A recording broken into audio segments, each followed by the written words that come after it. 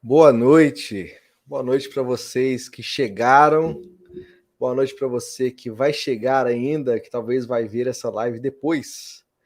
É um prazer estar aqui com vocês. Eu sou o Thiago de Melo Novaes, ou só Thiago Melo, né? Como eu costumo colocar o meu nome aí. Eu tenho uma graduação em teologia, fiz meu mestrado em ciências da religião e agora estou no período de doutorado em ciências da religião também. E é um prazer enorme falar com vocês sobre esse tema tão importante. No entanto, antes de começar exatamente a falar sobre por que estudar a religião hoje, eu não sei quem já está aí nos assistindo, se você está bem, eu espero que você esteja bem, né? Espero que você tenha pegado aí um café, um chá, uma água, um caderno, alguma coisa assim para que a gente passe esse tempinho curto juntos, né? Prometo que não vai ser longo para que você não enjoe de mim e nem da São Camilo. Mas antes de começar, eu gostaria de falar sobre a coisa mais importante e o motivo pelo qual a gente está aqui, que é a pós-graduação em Filosofia e Ciência da Religião da São Camilo, tá? Essa é a primeira pós aí que vai acontecer, oferecida pela São Camilo, que tem essa dupla ênfase, tanto em filosofia quanto em ciência da religião, tá certo? E aí hoje o objetivo é de falar um pouquinho sobre ciências da religião, de como é importante estudar religião e como é importante ter o ferramental desse campo de estudos aí chamado de ciência da religião. A filosofia dispensa comentários sobre sua importância, né? A gente sabe que a filosofia sempre foi um aliado importante para a gente entender o mundo, mas a ciência da religião talvez você não conheça. Um detalhe outro importante antes da gente começar é sobre o certificado, tá? O certificado ele vai ser emitido para todo mundo que fizer a inscrição na lista de presença que vai passar ali nos comentários. Vai ser disponibilizada daqui a pouco, tá bom? E só vai receber o certificado quem ficar até o tempo aí necessário, né? Que vai ocorrer aí a lista de presença que você preenche e depois chega o seu certificado aí para você colocar nas suas atividades extracurriculares, no seu currículo Lattes, né? Ou mesmo para você guardar depois na sua pasta de arquivos de certificados, né? Bom, mas é isso. Opa, peraí, deixa eu falar uma coisa que é tão importante e tão legal quanto essas duas outras aqui.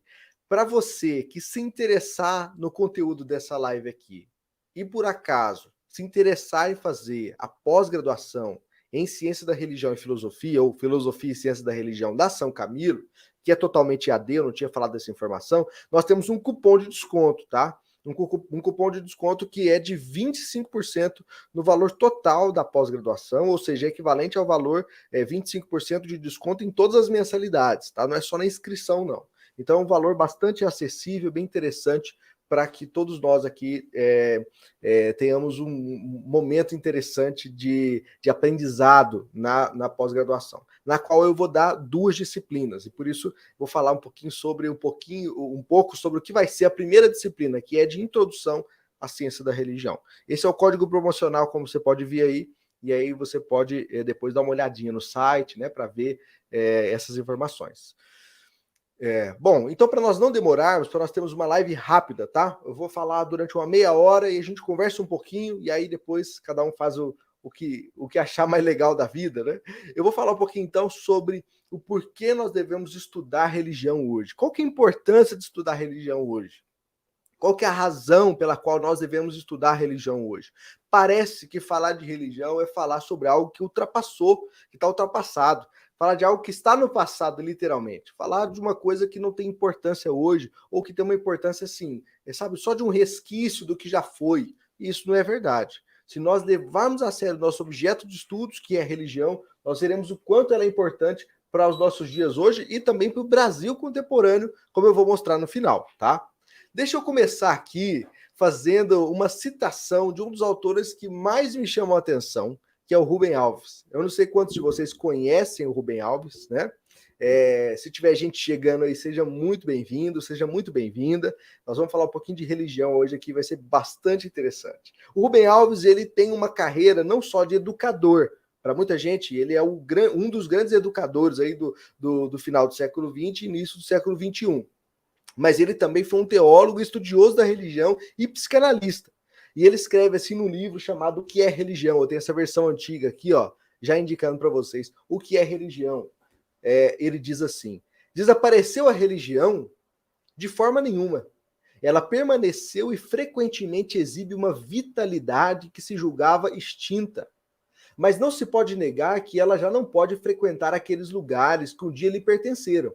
Foi expulsa dos centros do saber científico e das câmaras aonde se tomam as decisões que concretamente determinam as nossas vidas. Eu acho que essa frase aqui já dá um tom do que nós vamos conversar hoje, que é: a religião não desapareceu. Pelo contrário, ela tem uma vitalidade que é surpreendente, mas hoje ela tem outros lugares. Ela habita em outros lugares. Ela tem outras dinâmicas, e dinâmicas tão fundamentais quanto era no mundo antigo. Deixa eu fazer aqui um breve roteiro do que nós vamos conversar. Primeiro, nós vamos falar sobre as ciências da religião. O que é a ciência da religião? Para você que nunca ouviu falar disso, eu vou introduzir para vocês o que é hoje conhecido como um campo de estudos. Depois disso, nós vamos falar sobre a questão da religião na modernidade. E discutimos aí a teoria da secularização e como isso influencia a sociedade hoje, tá? Depois respondemos a pergunta da live, né? Por que estudar religião?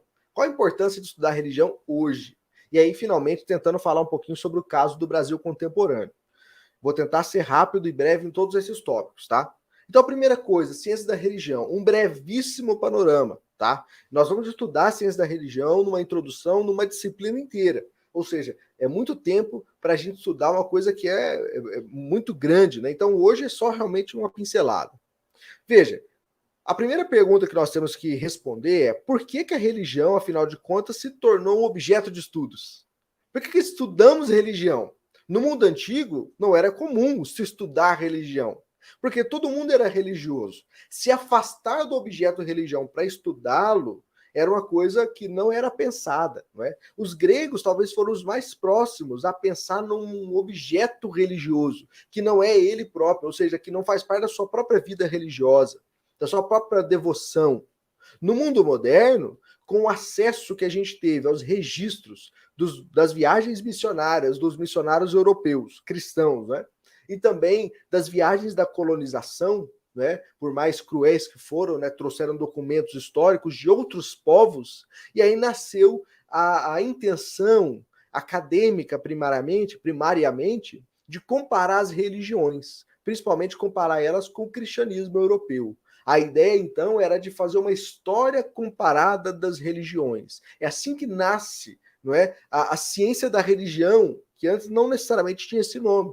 Era uma análise dos textos sagrados de outras religiões ou de testemunhos dos ritos, mitos, histórias fundantes das religiões de outros lugares que não era o cristianismo e compará-las com o cristianismo. Inicialmente, é claro, como você pode imaginar, era necessário fazer uma comparação para beneficiar o cristianismo. A intenção era de defender o cristianismo, falar: as outras religiões não são tão boas, olha como a nossa é superior. E aí fazia comparação, não é? Mas é assim que nasceu, não é? Como uma história comparada das religiões. No entanto, passa-se um tempo, principalmente na Alemanha, né? Alguns pensadores começam a utilizar essa nomenclatura, ciência da religião, no singular, tanto ciência quanto religião. Preste atenção nisso, porque singular e plural é uma coisa muito importante que muda todo o cenário dos estudos de religião. Não é? E aqui, ciência da religião nada mais era do que uma forma de estudar a religião de forma não teológica. Ou seja, era uma maneira de pensadores que não se entendiam como teólogos de fazerem uma análise fria da religião que não envolvia suas próprias crenças. Por vezes isso deu certo, por vezes não deu certo, porque muitos eram teólogos, então acabaram fazendo teologia também, né? Ou seja, a teologia o que é? Essa análise do ponto de vista da religião, né? E isso foi feito também durante muito tempo. Aí, a fenomenologia da religião, para quem vai fazer a pós-graduação aí vai entender certinho o que significa isso, também foi uma ferramenta utilizada por esse primeiro período. Você não precisa saber o que significa, só estou citando aqui para que você tenha conhecimento dessa trajetória, né? E depois, mais contemporaneamente mesmo, nos dias de hoje, nós acostumamos a utilizar pelo menos dois nomes para definir essa área. Primeiro, estudos de religião, Essa nomenclatura é mais utilizada nos Estados Unidos, que é Religion Studies, que é os estudos em religião, que envolve basicamente todas as disciplinas das ciências humanas, olhando por objeto religião, os seus fenômenos, né? E suas complexidades, as suas tradições. E no Brasil a gente usa essa nomenclatura, ciências da religião. A pós-graduação, por exemplo, daqui da São Camilo, está ciência da religião. Isso é normal porque nos programas mais antigos de pós-graduação do Brasil é utilizada a ciência da religião. Depois você vai entender por que é importante esse negócio do nome, tá? Não desiste disso não. Mas o nome na CAPES, né, que é o órgão público do Ministério da Educação, define como ciências da religião, ou seja, as ciências que estudam a religião. Não é uma disciplina, mas é um conjunto de disciplina, um conjunto de saberes que estudam esse objeto. O que é o objeto? A religião, né? Então, nós podemos dizer que é um campo interdisciplinar de saberes, né, que tenta buscar os fenômenos religiosos e as suas complexidades no mundo contemporâneo, principalmente, mas também no mundo antigo, é claro. Tem uma metáfora interessante para você entender uma discussão que se dá dentro desse campo de estudos, que é a metáfora das lupas. O nome ciência da religião pressupõe uma disciplina, uma ciência humana, é claro, né? Não uma ciência dura, né? Que é uma ciência exata, não é biologia, química, física, não é isso. Mas pensando aqui nas lupas, significa que a ciência da religião significa que seria uma lupa que observa um objeto, que é o fenômeno religioso, independente da cara que ele tenha, do nome que ele tenha. Então, se for cristianismo, se for espiritismo, se for qualquer outra coisa, né, se dá dentro desse negócio que é chamado de religião no singular. É claro que isso tem problemas. Por quê? Porque as religiões não são iguais. Os seus fenômenos não são iguais. As suas essências não são iguais. Os seus pressupostos não são iguais. Por isso existe a ideia, então, de utilizar outras lupas, outras formas de ver esse mesmo objeto. E aí se dá as ciências da religião. Lupas diferentes a cada disciplina, a história, as ciências sociais, a própria teologia, a filosofia, o direito, não é? Cada uma observando esses fenômenos religiosos. E também existem as ciências das religiões, que seria lupas diferentes para objetos diferentes. Aí cada religião uma singularidade, né? Essa também é uma forma de observar isso que nós chamamos de ciências da religião, ou ciência da religião, ou mesmo ciências das religiões, tá? Segundo tópico aqui. É importante a gente falar sobre religião para responder a pergunta final, por que estudar religião hoje, não é? É importante tentar entender a trajetória que a religião passou nos últimos séculos, que é esse período que nós chamamos de modernidade, não é? Se a gente colocar a religião dentro desse contexto da modernidade, nós vamos ver que existiam algumas previsões de que a religião iria acabar. Por quê? Porque pensavam, os pensadores iluministas, principalmente, que é aquele período, né, século XVIII, final do século XVII, XVIII, XIX, né, alguns pensadores ali, dentre eles, talvez, o que mais fez destacar esse período do iluminismo, que é o Immanuel Kant, esses pensadores dessa época, né, costumava pensar que a religião era uma coisa que pertencia a um estágio inferior da humanidade. A religião, ela pertencia a um lugar onde os seres humanos não estavam tão evoluídos ainda. Se ele fosse um pouquinho mais evoluído, se tivesse um pouquinho mais de razão, ele não ia mexer com esses trem de religião. Mas esse não é o caso, né? Claro, a religião não acabou, nós sabemos disso. Mas na época pensava-se que com o avanço das ciências, com o avanço da intelectualidade, né? Com a revolução científica no século XVI, né? Com a revolução industrial que mexeu com o trabalho, mexeu com a vida das pessoas, o lugar da igreja, do culto foi escanteado. A religião ia acabar nesse contexto, era o que pensavam. E isso deu início ao que muitos pensadores chamam de secularização, ou seja, um processo de secularização. Secular significa deste mundo, dessa realidade, que não tem a ver com aquilo que é sobrenatural ou para além dessa realidade. Então, secularizar significa retirar os elementos sagrados. Tem um pensador, né, o sociólogo Max Weber, que pensava em termos de mágica. Ele falava que a modernidade ela desmagificava o mundo. tirava a mágica, tirava a magia, né? Tirava aquilo que era dos poderes mágicos do mundo e colocava coisas racionais. Vou dar um exemplo aqui para não ficar muito abstrato, né? Que senão vocês vão dormir aí, né? Não quero que vocês durmam. Mas só para a gente pensar juntos aqui. Olha só, imagina uma chuva muito forte. E essa chuva, ela acaba causando enchentes. A enchente acaba causando mortes. Morte de pessoas, de animais e também destruição de terra. Isso é um problema.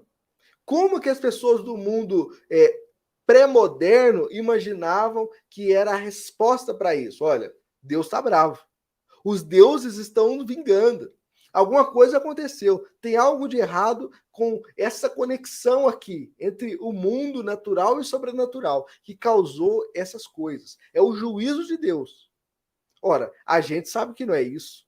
A gente sabe que é por causa da chuva. Tem questões meteorológicas envolvidas. A gente consegue explicar nesse sentido. Não que seja só isso, né? Eu também não quero ser reducionista aqui e imaginar que tudo é uma questão meramente natural, não é isso. Mas é porque no mundo antigo só se via uma explicação sobrenatural. No mundo contemporâneo, moderno, melhor, né? A partir da modernidade, não se vê dessa forma. Se vê as coisas explicadas através das ciências. Ou seja, parece que tira a magia mesmo.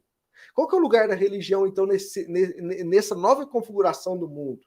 Nessa nova configuração das sociedades? E aí nasce essa teoria da secularização. Existem vários autores que trabalham a teoria da secularização, dentre eles Charles Taylor, que é um filósofo canadense, o José Casanova, que é um importante sociólogo, Peter Berger, que é um importante sociólogo, que nós vamos falar aqui também.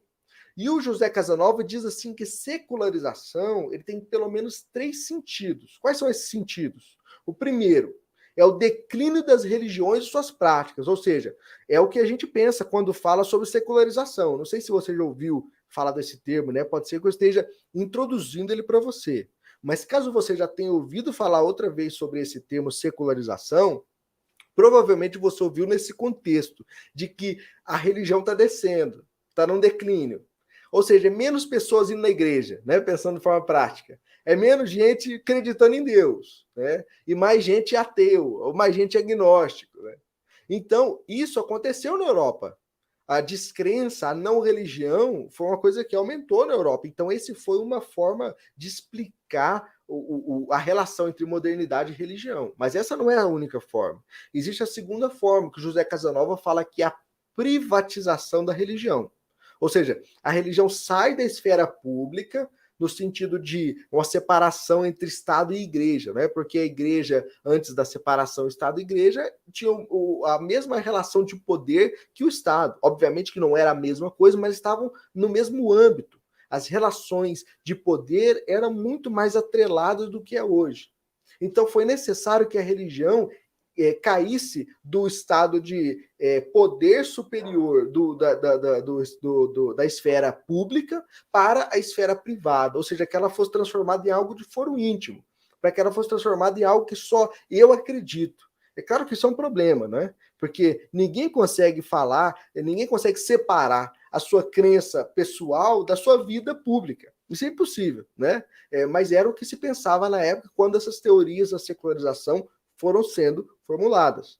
E o terceiro sentido, que é o sentido que talvez seja mais presente e que é o menos, de acordo com Casanova, é o que é menos debatido no sentido de que ele é mais aceito do que esses outros dois, é a ideia de uma diferenciação das esferas seculares.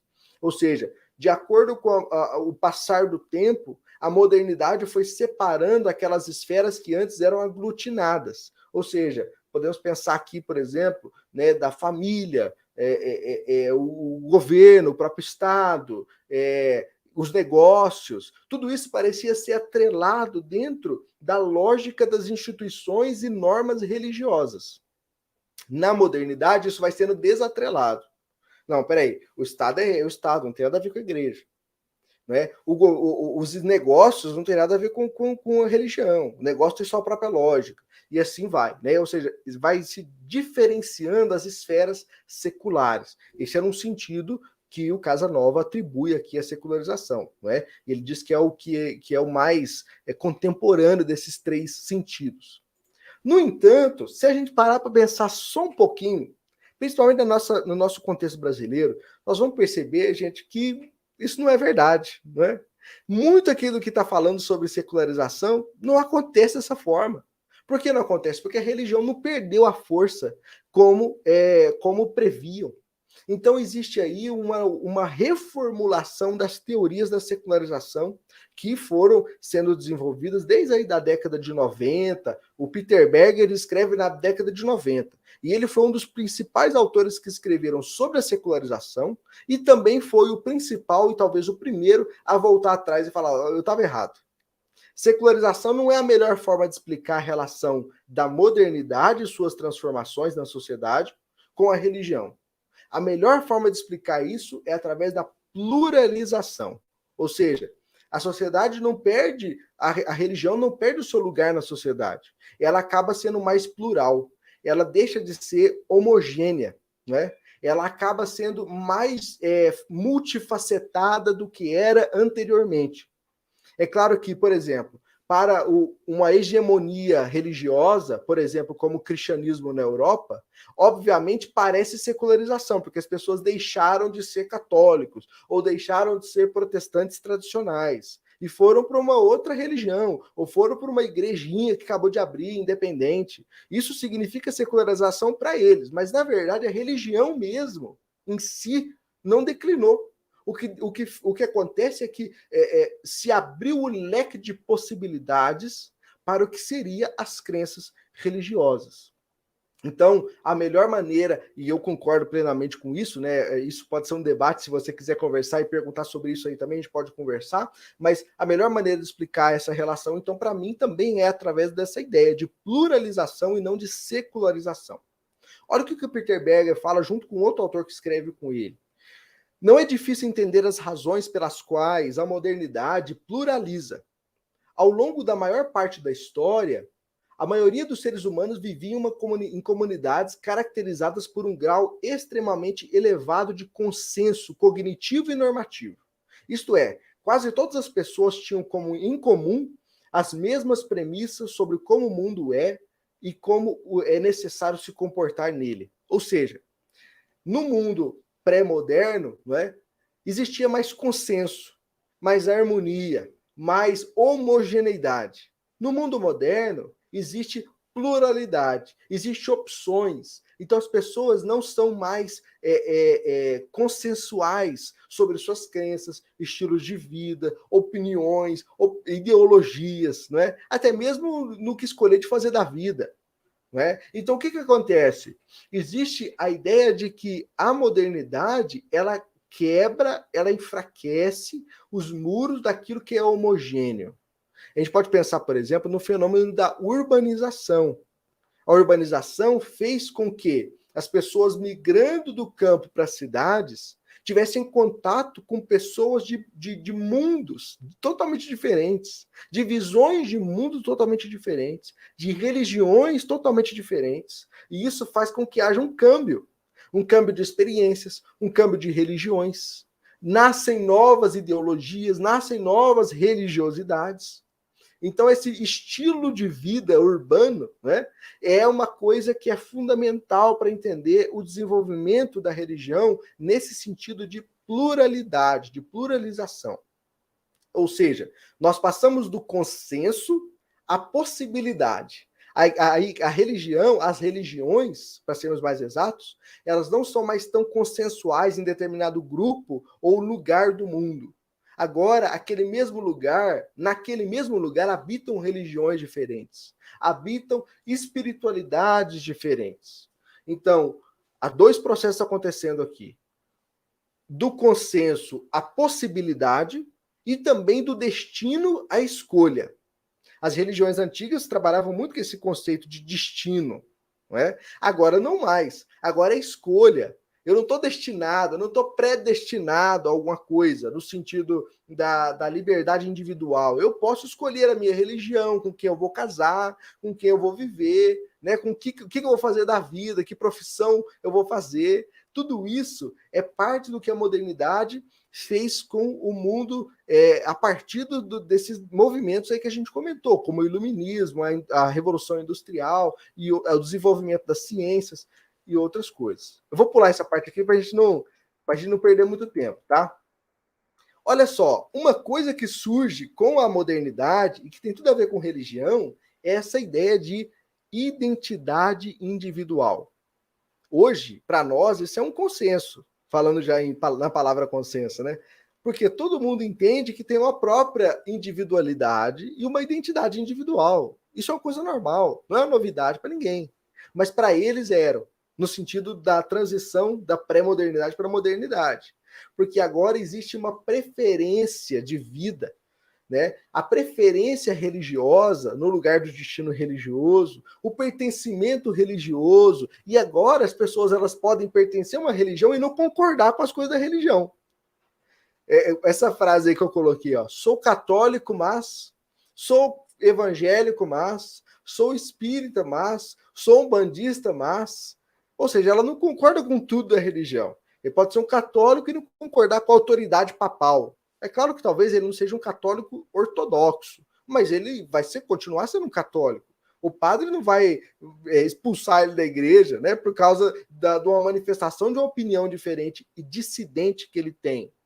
É claro que não estou falando de coisas radicais, tá, gente? Mas pensando em termos gerais, né? Então existe essa possibilidade que o mundo contemporâneo dá. Eu vou pular novamente aqui para não perder tempo, porque eu vi que o relógio está passando rápido e eu não quero que ninguém durma.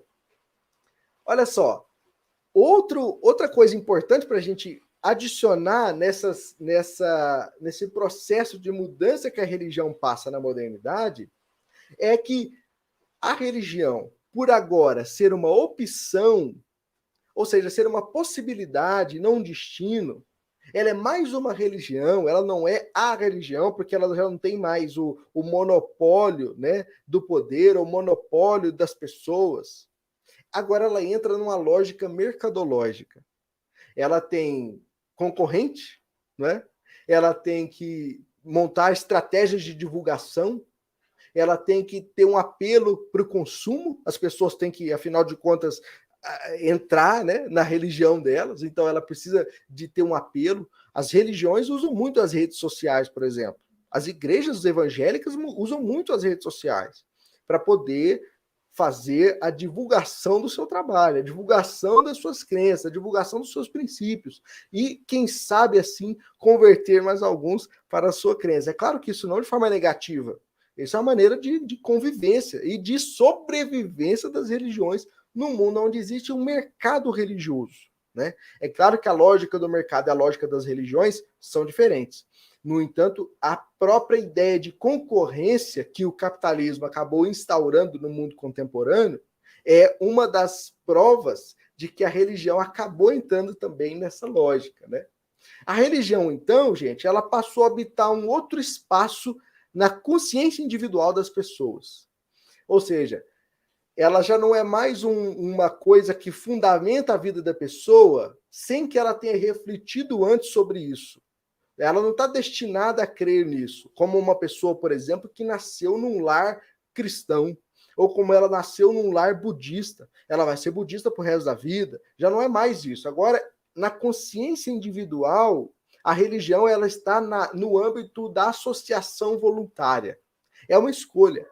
Ela se associa àquele conjunto de crenças porque ela acredita, porque faz sentido para ela. Agora faz sentido, claro, lógico. Eu quero isso. Pode ser que ela tenha nascido budista e vai morrer um cristão evangélico, ou o contrário, né? Porque existe uma diferença entre como a religião habita nessas nossas crenças que movem a nossa visão de mundo a partir do mundo contemporâneo que te deixa escolher ou não, possibilitar ou não uma nova vida, uma mudança de sentido de vida que as religiões trazem. Então, finalmente, vamos responder a nossa pergunta. E aqui eu peço para vocês mais alguns minutos para a gente conversar um pouquinho, caso você tenha alguma pergunta, alguma sugestão, algum comentário, né? Mas indo para o nosso terceiro tópico aqui, por que estudar religião, afinal de contas? É claro que tudo que eu falei aqui, de alguma forma, já responde essa pergunta, mas tem alguns detalhes que eu gostaria de comentar com vocês. Primeiro de tudo, a religião, então, ela parece ser um elemento ou uma estrutura social que ela tem um dinamismo impressionante. Não interessa as condições no qual elas estão localizadas. Elas sempre encontrarão uma maneira de florescer, uma maneira de se adaptarem. Elas têm uma dinâmica, junto com todas as realidades possíveis, que nenhuma outra força social tem. Porque se existe uma estrutura na sociedade que poderia ter acabado devido à sua utilidade ou não, é a religião. Só que ela continua sendo essa força poderosa, né, que move sociedades, indivíduos e grupos no mundo todo, não é? O mundo contemporâneo, a gente pode afirmar isso, né, com base nos estudos mais rigorosos dos estudos de religião, principalmente da sociologia da religião, que é o que eu tenho utilizado aqui, né? Se você percebeu, eu estou usando sociólogos, né? Então, esse recorte, eu fiz esse recorte metodológico. Lembra das lupas, né? É como se eu estivesse utilizando a lupa da sociologia da religião para falar sobre modernidade, religião, mundo contemporâneo e o lugar da religião hoje. Então, nesse sentido, nós podemos afirmar que o mundo contemporâneo ele não presenciou e não presencia um declínio da religião, mas uma retomada da religião em faces novas, em faces diferentes, em faces dinâmicas. E nós vemos, por exemplo, que as religiões menos universalizantes, elas são mais bem aceitas hoje. Ou seja, são religiões menos universais e mais contextuais. Por exemplo, nós podemos colocar aqui, falarmos sobre a própria religião cristã, porque no mundo não, né? No Brasil, falarmos de religião, basicamente, né? Falarmos sobre essa quantidade enorme, massiva de cristãos católicos, protestantes e de suas denominações diversas. Né? Vejam, a tendência de grandes religiões que são universais, que se pretendem universais, se manterem as mesmas no mundo contemporâneo, é muito baixa. Quando ela vem para um país, uma religião de grande âmbito, ela acaba se adaptando ao contexto. Porque uma vez que ela passa pelas suas mudanças nesse câmbio de um lugar para o outro, geograficamente mesmo, eu digo, por exemplo, saindo da Europa e vindo para o Brasil, ou saindo da Europa e indo para o continente africano, os países africanos, nós temos mudanças significativas que fazem com que a religião tenha vitalidade. Então, por que isso da religião hoje? Porque a religião não acaba, ela ganha novas faces, inclusive faces invisíveis dentro do modelo tradicional de religião, que é o modelo de instituições religiosas. Né? A gente pode falar, por exemplo, de uma mudança de nomenclaturas que tem acontecido hoje. Hoje, ao invés de religião no singular, como eu tenho utilizado aqui propositalmente, é falado muito sobre religiões ou espiritualidades, para se falar de coisas mais gerais, mais amplas do que necessariamente um conjunto de crenças, uma igreja, né, com a sua confissão de fé, etc. Né? Então, existe um enfraquecimento das instituições religiosas nos seus formatos mais tradicionais, e existe um espaço para adjetivar estruturas sociais seculares como estruturas religiosas. Vou dar um exemplo, e talvez um exemplo mais importante. O capitalismo, né? Eu não estou nem falando bem nem falando mal, tá, gente? Só para fazer uma análise um tanto quanto fria aqui, né? É muito comum hoje falar sobre o capitalismo como religião.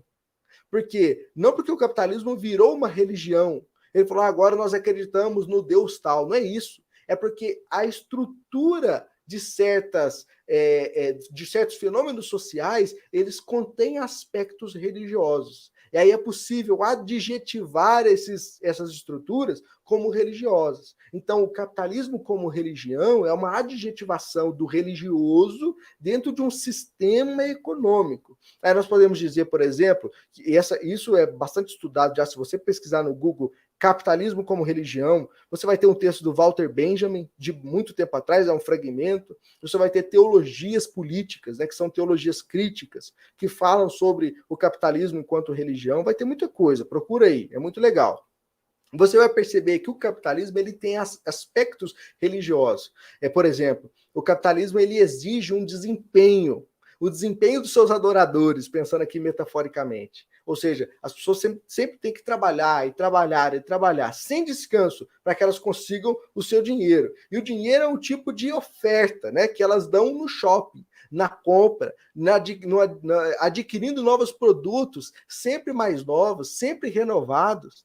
Ou seja, as pessoas vivem para trabalhar e para ganhar dinheiro. O que é isso senão uma devoção?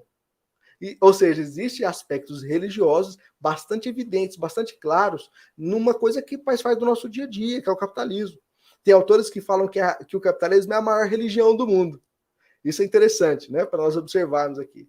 Então, fazendo um resumo, né, para que nós devemos estudar religião hoje? Primeiro, a religião não vai ser substituída, porque ela tem uma natureza própria. Isso a história prova. A história mostra que ela tem uma coisa dentro dela, uma essência, não necessariamente uma essência transcendental, eu acredito que sim, mas não necessariamente, né? Mas tem uma essência própria, algo da sua própria natureza que não pode ser substituído por outra estrutura ou fenômeno ou desenvolvimento social. Caso contrário, já teria sido substituído. Segunda razão, porque as religiões estão em pleno crescimento e mudanças. E a gente vê isso. O cristianismo cresce muito na África, os muçulmanos islâmicos estão crescendo muito na Europa, nos Estados Unidos, novas espiritualidades estão crescendo, no Brasil as religiões afro-brasileiras estão crescendo, e o pentecostalismo e o neopentecostalismo também. Não há razões para pensar o contrário. E um terceiro aspecto é que há aspectos religiosos nas estruturas seculares. Nós vamos falar de um exemplo em seguida aqui já, para você entender mais um pouquinho. Mas esse exemplo do capitalismo, de repente, já dá para esclarecer o que eu disse aqui.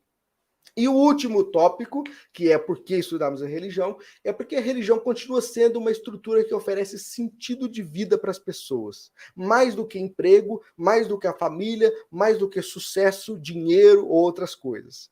E eu evoco aqui novamente o Rubem Alves, que diz: mas o que é isso, sentido de vida? Ele diz: é uma transformação na nossa visão de mundo, na qual as coisas se integram como uma melodia, o que nos faz sentir reconciliados com o universo ao nosso redor, possuídos de um sentimento oceânico, na poética expressão de Romain Rolland, esse autor aqui eu não sei se eu pronunciei corretamente, já me perdoem aí, sensação inefável de eternidade e infinitude, de comunhão com algo que nos transcende, envolve e embala, como se fosse um útero materno de dimensões cósmicas. Que poético, né? Para dizer que existe o sentido de vida é quando você encontra essa coesão entre o que está fora e o que está dentro de você, entre o eu e aquilo que não é eu. Ou seja, existe uma confluência, uma harmonia, e você encontra o sentido de vida. Esse sentido de vida, ele não é melhor atribuído por nenhuma outra estrutura, fenômeno ou desenvolvimento social que não a religião e as religiões, não é? E aqui eu vou falar do caso Brasil, e aí mais 2 minutos para dar 40 minutos aqui da minha fala. Eu peço perdão, porque eu gostaria de ter falado um pouco menos, né? Mas eu estou correndo aqui, né? Mas o caso Brasil, rapidamente, só para a gente dizer que esse fenômeno de mudanças da modernidade da pré-modernidade para a modernidade com relação às religiões, da pluralização, da abertura para possibilidades, das escolhas, etc., também aconteceu no Brasil. As religiões brasileiras, elas também têm um dinamismo desde o seu princípio.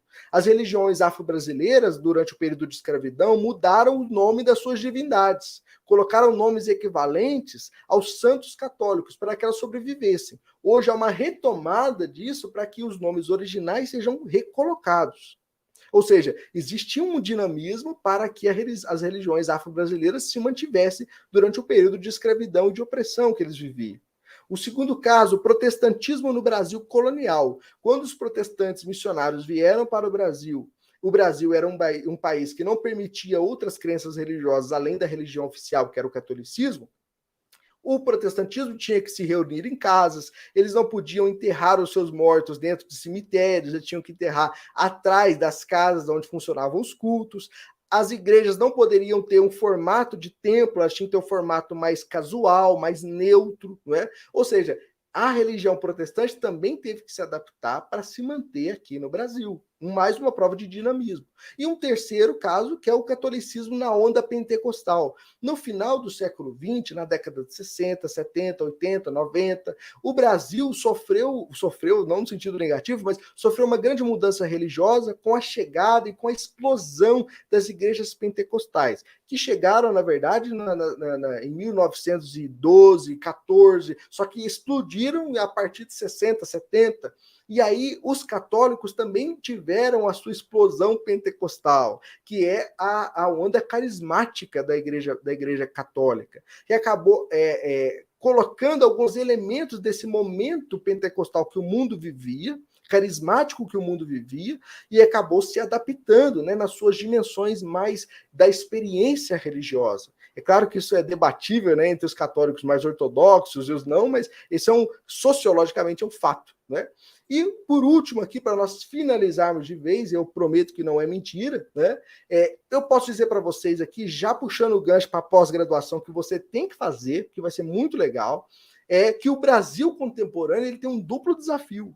O desafio, primeiro, de uma pluralidade religiosa, porque há muitas religiões no Brasil, religiões indígenas, que são autóctones, religiões afro-brasileiras, religiões cristãs e suas denominações, religiões espíritas, e por aí vai. Você pode listar, são inúmeras as religiões do Brasil que demandam métodos que não são teológicos. Por isso as ciências da religião são tão importantes, porque é essa reunião de vários métodos e várias disciplinas estudando os fenômenos religiosos.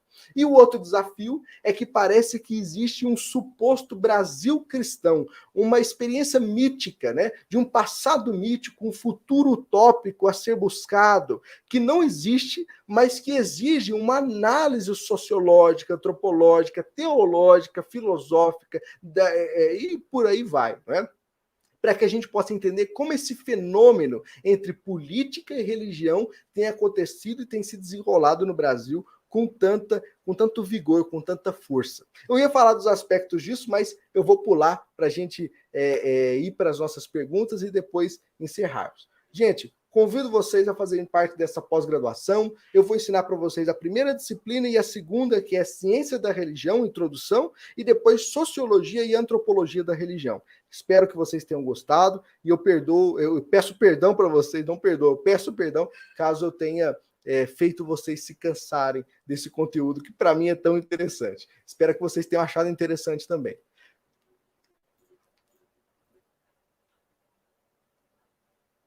Legal.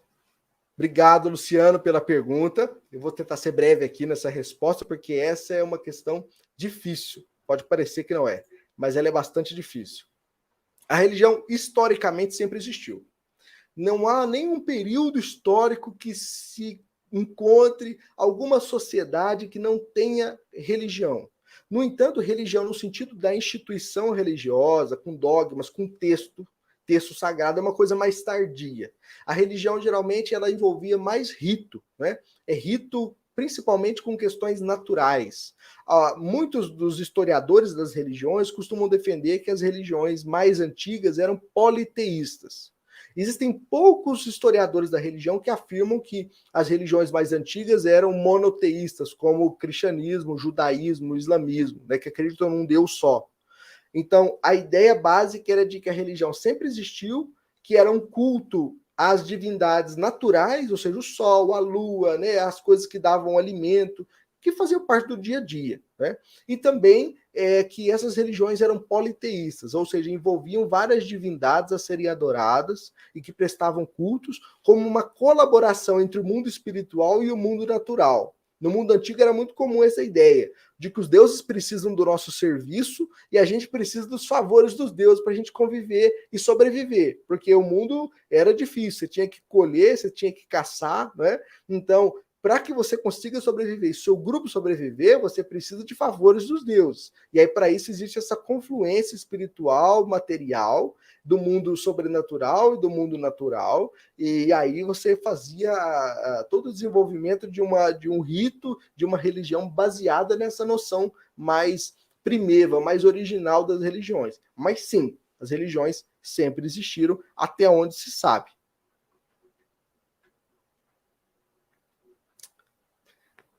Dene, muito obrigado pelo seu comentário. De fato, há escolas que não têm ensino religioso, no entanto, isso faz parte da grade obrigatória, né? É necessário que as escolas, pelo menos, ofereçam que haja um ensino religioso, mesmo que seja opcional. Agora, é claro que o interesse pelos estudos das religiões não é tão presente mais, né? E, por exemplo, essa live aqui, né? Provavelmente ela não é um assunto tão chamativo. Porque estudar religião parece uma coisa meio ultrapassada, parece estudar uma coisa que ficou no passado, que não faz parte do nosso dia a dia mais. Então, eu acho que sim, tem escolas que não estão mais com ensino religioso, etc., mas eu acho que isso faz parte desse nosso mundo contemporâneo, onde a escolha é talvez preponderante à decisão de alguém, né, que está em cima, como a escola, sobre os alunos. Né? Acredito, professor, se o senhor responder a minha pergunta. Vamos ver. A religião está dentro do ser humano desde o momento da concepção do ventre materno. Essa pergunta, Isaías, é uma pergunta, sim. Você não sabe o quanto ela é polêmica. Polêmica. Eu não sei se você já sabia, pode ser que você já sabia. Mas dentro das ciências da religião, essa é uma discussão, assim, muito longa, porque se divide em duas escolas, duas tradições, basicamente. Uma tradição mais essencialista, ou seja, acredita que há uma essência religiosa no ser humano, anterior a qualquer experiência de vida. Já está lá desde a concepção, desde o ventre materno, como você colocou, né, Isaías? Existe uma outra linha que pensa que a religião, na verdade, ela é um desenvolvimento cultural, é um desenvolvimento social.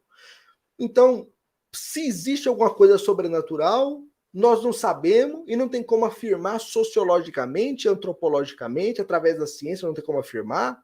É isso que essa linha afirma. A outra linha tenta ser mais essencialista. Não, olha, a gente não necessariamente pode afirmar qual Deus existe, mas que existe uma essência religiosa no ser humano, existe. É isso que vamos falar. Agora, na teologia, a teologia geralmente afirma, sim, existe uma concepção de essência da religião no ser humano. E aí a teologia afirma que é por quê? Porque Deus colocou isso no ser humano para que o ser humano conseguisse buscar a Deus, né? Quando ele se desenvolver enquanto ser humano, enquanto indivíduo. Então, existem essas possibilidades de resposta. Veja qual que você acha que é melhor, tá bom? Deixa eu beber uma aguinha aqui e responder mais essa do Isaías. Enquanto crescem as religiões, crescem os escândalos sexuais, roubos e exploração. O que fazer? Qual a religião correta? Isaías, essa é uma pergunta que eu creio que eu não consiga responder para você. Porque, afinal de contas, a religião sempre teve essa dupla face. A religião sempre foi promotora de conflitos e promotora de paz, não é? Nas cruzadas do catolicismo medieval, o cristianismo fez muito mal. Mas a gente tem Madre Teresa de Calcutá, né? A gente tem o trabalho social que as igrejas fazem nas favelas e periferias do Brasil. Então, o cristianismo e todas as religiões sempre tiveram essa dupla face de que alguns representantes fazem escândalos em seu nome e aí descredibilizam a religião como um todo. E também existe a ideia de que a religião ela tem um benefício social, além de espiritual, né, para quem crê. Para quem não crê, existe um benefício social de dar sentido para as pessoas, de ajudar as pessoas nas suas dificuldades, nos seus momentos ruins. Né? Então, cada um vai entender de uma maneira. Eu creio que a religião ela tem mais a contribuir do que a prejudicar a sociedade. E eu não falo qual religião, qualquer religião. Porque qualquer religião, nos seus estudiosos, eles vão dizer que a religião ela tem mais aspectos de florescimento humano do que necessariamente de conflito humano. É claro que as religiões vão conflitar entre si, porque elas vão dizer, ah tá, mas o que é florescimento humano? O que é amor? O que é bom? O que é o belo? O que deve ser valorizado ou não? Aí cai numa discussão moral que cada religião tem a sua. Portanto, essa é uma pergunta difícil de dizer. Eu acho que o cristianismo, que está dentro do Brasil, por exemplo, né, como maior religião, em números pelo menos, é uma religião bastante interessante nesse sentido, que eu acho que pode mais favorecer a sociedade do que prejudicar. No entanto, isso também tem que ser visto com cuidado, porque cada representante do que é o cristianismo, afinal de contas. O cristianismo é o neopentecostalismo, é o catolicismo mais tradicional, tridentino, ou qual que é? Né? Então, também teria que ver. Então, essa é uma pergunta, como eu disse no início, difícil de te responder qual que é a religião certa. Né, no sentido de qual que é a melhor religião, não existe melhor, porque as religiões por si só, elas são desenvolvidas pelo ser humano. Ainda que elas tenham um fundo espiritual, elas são desenvolvidas pelo ser humano. A igreja não é Deus que vai lá e constrói os muros, né? Existe os pedreiros que fazem o muro, aí as pessoas escrevem, ó, isso que a gente crê nessa igreja. Então existe esse envolvimento humano que faz com que toda religião, não só cristã, mas toda religião, ela seja instável, ela seja temporária, né? Porque ela está sempre se adaptando e se movimentando conforme os movimentos da sociedade ocorrem. Não sei se eu consegui responder, Isaías, me perdoe se eu não consegui, tá? Muito obrigado, Sandro, agradeço a sua atenção, eu espero que eu tenha contribuído em alguma coisa aí com o seu entendimento sobre religião, tá certo? Bom, eu acredito que acabaram as perguntas. Eu agradeço muito a presença de vocês, tá bom? Eu peço novamente perdão, porque eu gostaria de ter sido um pouco mais breve. Acabei pulando algumas coisas aqui, mas se você quiser aprender um pouquinho mais sobre esses temas, pessoal, se inscrevam. Se inscrevam nessa pós-graduação que vai ser muito interessante, tá bom? Vai ser vantajoso para você, eu tenho certeza disso. Você que tem graduação em qualquer área de conhecimento, você pode fazer essa graduação e você tem aí 25% de desconto em todas as mensalidades, tá? Não é na inscrição, não. No valor total do curso, aí você tem mensalidade com 25% de desconto com esse código promocional aí, ó. No link que está aí no chat, que vocês vão ver, né? No link da pós-graduação, você pode ver quais são as disciplinas, o valor, e aí você faz a conta de 25% a menos. Na hora que você estiver fazendo a inscrição, tem lá o campo de código de desconto, você coloca lá e já ganha o desconto na hora, tá certo? Eu tenho certeza que vai agregar muito para sua vida e vai te dar ferramental para entender o mundo contemporâneo que a gente vive, que é tão imbuído de religião, tá certo? Gente, foi um prazer enorme estar com vocês. Espero que eu tenha contribuído um pouquinho aí com a noite de vocês, que eu tenha enriquecido um pouco o entendimento intelectual de vocês acerca da religião, tá certo? Qualquer coisa, estou à disposição, tá bom? Eu vou colocar, se puderem, alguém colocar o meu e-mail, e aí eu estou à disposição para que possa responder perguntas e ajudá-los em outras eventuais questões que vierem, tá bom? Um abraço para vocês, pessoal.